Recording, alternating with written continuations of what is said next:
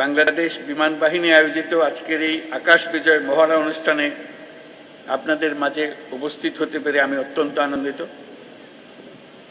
এই মহড়া কেবল একটি সাময়িক অনুশীলনই নয়, এটি আমাদের সার্বভৌমত্ব রক্ষায় বিমান বাহিনীর পেশাদারিত্ব এবং দক্ষতার পরিচয় বহন করে।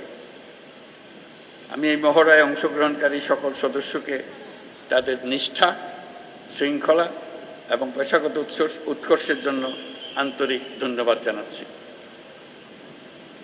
এই গৌরবময় মুহূর্তে আমি গভীর শ্রদ্ধার সঙ্গে স্মরণ করছি ৭১ সালের মহান মুক্তিযুদ্ধে আত্মদানকারী শহীদদের, বিশেষ করে বাংলাদেশ বিমান বাহিনীর অকুতোভয় সদস্যদের। তাদের রক্তের বিনিময়ে অর্জিত স্বাধীনতা আমাদের জাতিসত্তার মূল ভিত্তি।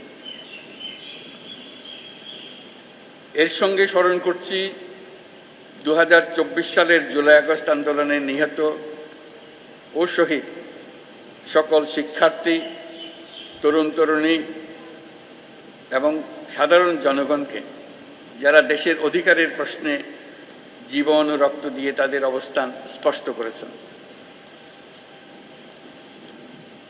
৭১ সালের ২৮শে সেপ্টেম্বর বিপুল প্রতিকূলতা সত্ত্বেও একটি অটার বিমান, একটি এলিওয়েট হেলিকপ্টার, একটি ডেকোটা বিমান সহ ৫৭ জন সদস্য নিয়ে জন্ম নিয়েছিল কিলো ফ্লাইট, যা বাংলাদেশ বিমান বাহিনীর নিউক্লিয়াস হিসেবে চিরস্মরণীয় হয়ে থাকবে। যার নামের আদ্যক্ষর দিয়ে এই কিলো ফ্লাইটের নাম করা হয়েছিল, সেই জীবন্ত কিংবদন্তি এবং মুক্তিবাহিনীর ডেপুটি চিফ অফ স্টাফ বীরোত্তম এয়ার ভাইস মার্শাল এ.কে খন্দকারের নামানুসারে সম্প্রতি এই বিমান ঘাঁটির নামকরণের মাধ্যমে আমরা তাকে প্রাপ্য সম্মান দেওয়ার চেষ্টা করেছি।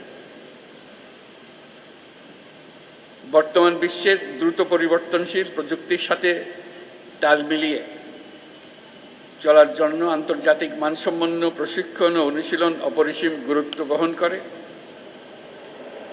এই প্রেক্ষাপটে বাংলাদেশ বিমান বাহিনীর সদস্যগণ নিয়মিতভাবে বহুমাত্রিক প্রশিক্ষণ কার্যক্রম ও অনুশীলনে অংশগ্রহণের মাধ্যমে নিজেদের জ্ঞান ও দক্ষতাকে যুগোপযোগী করতে সদা সচেষ্ট রয়েছে, যা এই মহড়ার মাধ্যমে আমাদের কাছে স্পষ্ট হয়েছে।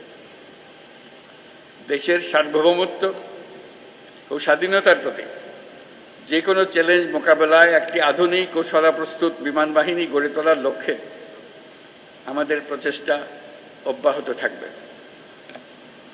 বাংলাদেশ বিমান বাহিনী সময়োপযোগী পরিকল্পনা ও দূরদর্শী নেতৃত্বের মাধ্যমে সমসাময়িক ভূ রাজনৈতিক পরিস্থিতি ও কার্যকর আকাশ প্রতিরক্ষার পাশাপাশি বিস্তীর্ণ সমুদ্র এলাকায় নিশ্চিদ্র নিরাপত্তা প্রদানের লক্ষ্যে কাজ করে যাচ্ছে। আমি জেনে খুশি হয়েছি যে বাংলাদেশ বিমান বাহিনী দেশীয় প্রযুক্তি ব্যবহার করে স্বয়ংসম্পূর্ণভাবে বেসিক ট্রেনের বিমান আনম্যান্ড এরিয়াল ভেহিকল তৈরি করেছে, যা বিমান বাহিনীর উদ্ভাবনী সক্ষমতা, আত্মনির্ভরতার প্রতীক। বিমান বাহিনীতে ভবিষ্যতে অত্যাধুনিক যুদ্ধ বিমান, হেলিকপ্টার, পরিবহন বিমান, radar, surface to air missile, UAV সংযোজনের জন্য সরকার বিমান বাহিনীকে সর্বোত্তম সহযোগিতা প্রদান করবে।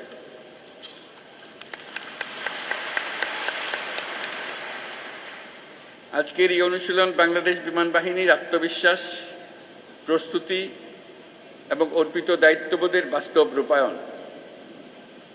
এই জন্য আমি আবারও আপনাদেরকে ধন্যবাদ জানাচ্ছি। এছাড়াও আমি বর্তমানে দেশের বিমানবন্দর সমূহের সুষ্ঠু পরিচালনা ও নিরাপত্তার দায়িত্বে নিয়োজিত বিমান বাহিনীর সদস্যদের ধন্যবাদ জানাচ্ছি। পরিশেষে আমি বিমান বাহিনীর সকল সদস্যদের প্রতি যুগোপযোগী ক্ষমতা অর্জন, দক্ষতা অর্জন এবং পেশাগত কারিগরি সক্ষমতা বৃদ্ধির প্রতি অব্যাহত মনোযোগ বজায় রাখার আহ্বান জানাচ্ছি। দেশপ্রেম ও পেশাদারিত্বই আগামী দিনের নিরাপদ ও সমৃদ্ধ বাংলাদেশ গড়ার মূল ভিত্তি। আমাদের সকলের ঐক্যবদ্ধ প্রচেষ্টায় আমরা একটা নিরাপদ, উন্নত ও শক্তিশালী বাংলাদেশ গড়ে তুলব ইনশাল্লাহ। আপনাদের প্রতি জাতির আস্থা ও ভালোবাসা অটুট থাকুক, এই কামনা করে আমার বক্তব্য শেষ করছি। মহান আল্লাহ আমাদের সহায় হোক। আল্লাহ হাফেজ।